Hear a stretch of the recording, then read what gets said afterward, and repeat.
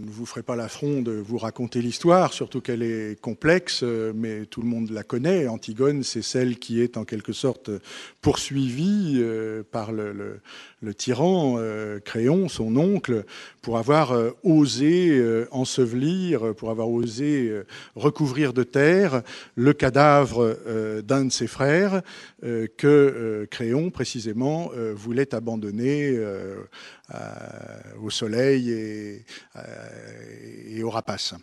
Elle a donc désobéi.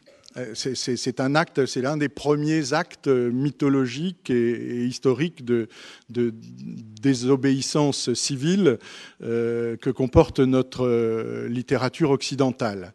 C'est-à-dire que c'est une sorte de loi supérieure, la loi du sang, la loi de la tradition, la loi du respect de la dignité humaine, qui se trouve confrontée à la loi politique réelle, immédiate, imposée par le tyran Créon. C'est exactement l'histoire d'Antigone. C'est l'histoire de la loi avec un L majuscule, la loi de l'éthique, la loi transcendantale, qui se trouve tout d'un coup contrariée par la loi avec un petit L, la loi de la cité dans ce qu'elle peut avoir parfois de plus mesquin.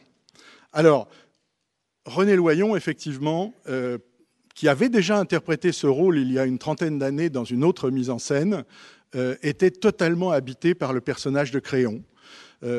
C'est dire d'ailleurs s'il n'abordera pas le texte d'Antigone de façon manichéenne, puisque c'est l'humanité de tous les personnages, y compris du tyran qui se trouve en quelque sorte dans la réelle politique, qu'il a envie d'incarner et qu'il incarne magistralement, entouré d'ailleurs d'une troupe d'acteurs qu'il a composé lui-même pour sa compagnie et qui tiennent remarquablement les autres rôles. Le décor est d'une sobriété minimaliste.